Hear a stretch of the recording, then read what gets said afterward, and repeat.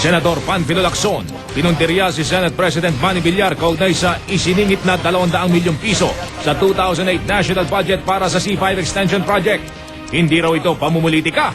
Villar, bukas naman daw sa investigasyon. Mga maestrado ng Court of Appeals, pumirma ng kasunduan para ibangon ang kredibilidad ng korte matapos ang kontrobersiya ng suhulan sa kaso ng Meralco GSIS. Presyo ng Dubai crude, nasa $72 na lang kada bariles. Kumpanya ng langis, malamang daw mag-rollback uli ngayong weekend. Pag-i-issue ng 2 plaka sa mga motorsiklo, pinag-aaralan ng LTO. Exclusive, babae, sugatan matapos sumalpok ang kanyang kotse sa Center Island sa Julia Vargas Avenue sa Pasig. Sa Ortigas Avenue naman, 3 sasakyan inararo ng truck na nawala ng preno. Sa pag-alis patungong Amerika, Manny Pacquiao sinabing ayos lang sa kanyang maging underdog sa laban nila ni Oscar De La Hoya. Pero may alas pa rin daw laban kay Golden Boy. Sasakyang minamaneho ni EB Babe Lian, nabangga ng isang delivery truck sa Quezon City. At unang silip sa pilot episode ng Survivor Philippines.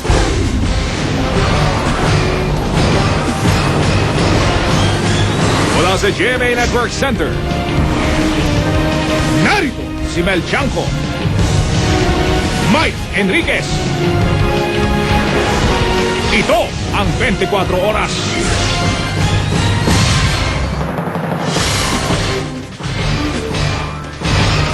Magandang gabi po. Muling idiniin ni Senador Panfilo Lacson si Senate President Manny Villar sa umano'y isiningit na pondo para sa C5 Road Extension Project. Itinanggi naman niya ni Villar, handa raw siyang humarap sa anumang investigasyon. Mula sa Senado, nakatutok live si Ruth Cabal. Ruth? Mel Mike, sa isang privilege speech, iginiit nga ni Senator Ping Lacson na si Senate President Manny Villar ang nasa likod ng umano'y double insertion sa 2008 budget para sa C5 Road Extension. Ayon kay Lacson, hindi raw naging mahira para sa kanya na imbestigahan ito. At ang sagot na hinahanap niya, nakita niya kay Senate President Manny Villar.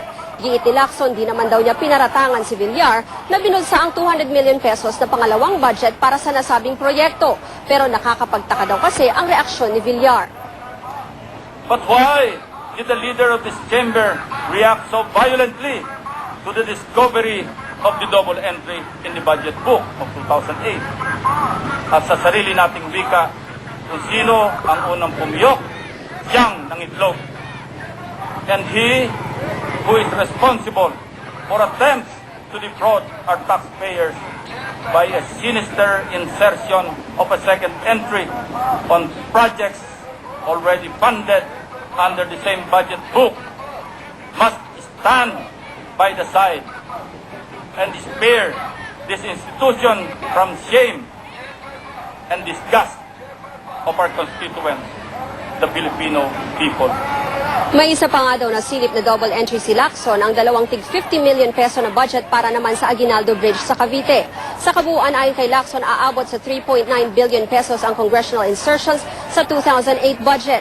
Nakikinig lang si Villar habang nagsasalita si Lacson. Giit ni Lacson, walang kaugnayan sa politika ang ginawa niyang paglalahad.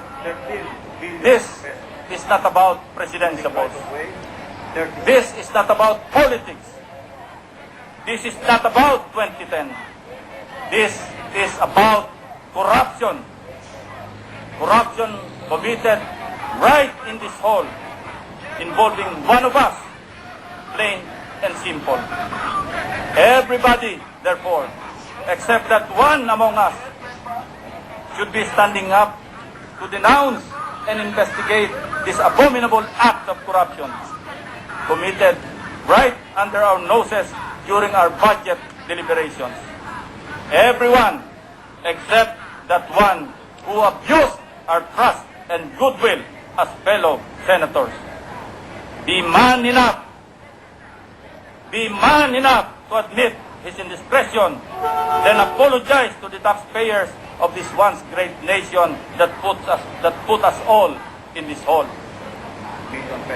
Pagkatapos magsalita ni Lacson, agad nag-react si Villar, tinanggi nito na nakinabang siya sa C5 road budget. Handa raw siyang humarap sa investigasyon.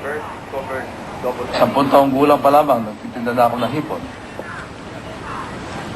At buong buhay ko ako'y nagtatrabaho. Pero sa buong pagtatrabaho ko na yan, ay wala akong ninanakaw sa gobyerno. At wala akong balak magnakaw sa gobyerno. Kung ano man ang kalagayan ko ngayon, kung ano man ang kita ko ngayon, ito po ay sa paghihirap ko. Sa pawis, sipag. Kung magkakaroon ng investigasyon at kapaliwanagan nito, ito po yung maganda. Para nasa ganon, ay mailigtas natin ang sambayan ng Pilipino. Mel, Mike, mahigit 1 oras na nga matapos itong speech ni Lacson, pero hanggang ngayon, nagdidiskusyon pa rin ang mga senador kung sino sa kanila ang unang pwedeng mag-interpolate o kung question nga dito kay Lacson. Kanina pa lumabas ng session hall si Villar. At sa ngayon, ang nagpe-preside muna sa session ay si Senate President Pro Tempore Jinggoy Estrada. Mike? Ruth, nabanggit mo na binanggit din ni Senador Lacson sa kanyang privilege speech yung tulay na General Emilio Aguinaldo Bridge. Saang parte ng, sa lalawigan ba yun? Sa Metro Manila? Saan yung tulay na yon? Mike, yan yung sa may Cavite, no? At sabi niya, ito rin tulad rin ng case nga nitong C5 extension na for exactly the same project, dalawa pa yung appropriations na nakalagay sa 2008 budget. Tinawit ba naman si Senador Lacson ng opisyal ng gobyerno na tao o politiko doon sa tulay na yon sa Cavite? Ruth? May sinabi si Lacson na posibleng mga lawmakers daw ulit yung nag-insert itong budget pero hindi niya tinukoy kung ito'y kongresista o senador. Mike? Salamat, Ruth Cabal. Nakatutok live mula sa Senado. Dumipensa si El Shaddai leader, Brother Mike Velarde, sa pagkakadawit ng kanyang pangalan sa issue sa C5 Road Project. Giit niya, walang anomalya sa pagbili ng gobyerno sa pagmamayari niyang lupain na nasagasaan ng proyekto. Nakatutok si Maki Pulido. Exclusive. Sa iskandalong nabansagang Road to Nowhere na nakasentro kay Senate President Manny Villar na dawit maging si El Shaddai leader Brother Mike Velarde. Kumita di umano si Brother Mike di lang dahil sa pagbenta ng kanyang lupa na dadaanan ng C5 Road Project. Tumaas pa raw ang halaga ng mga real estate property development niya. Naging issue ang C5 project dahil sa di umano'y 2 budget insertion o doble ang inalaang halaga para sa iisang proyekto. Hindi ko sumamanloob sapagkat una, malinis ang konsensya ko. Nadamay lang ako, pero ang target talaga nila si Manny Villar. Unang-una, sabi ni Brother Mike, hindi niya inalok ibenta sa gobyerno ang 1 ektaryang dinaanan ng C5. Judicial expropriation daw ito, ibig sabihin, gustuhin man niya o hindi, kukunin ng gobyerno ang lupa. It is now in the court because I contested the price in court. They filed an expropriation proceedings against my property in court. So I opposed that. But since the project is being rushed, the court suggested that I accept the initial payments offered by the government. At sa totoo lang daw, bago pa magka-C5 project, mataas na ang halaga ng kanyang mga real estate project sa Parañaque. Dekada 70 pa raw ay nasa ganitong uri na siya ng negosyo.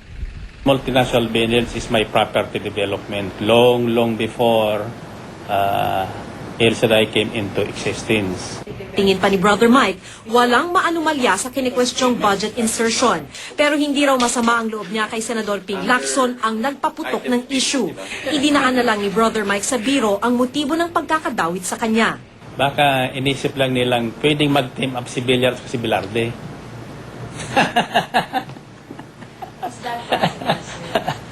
Pag pinagdikit mo yung Villar, maririnig mo dyan, W, di ba? Velarde, Villar, W.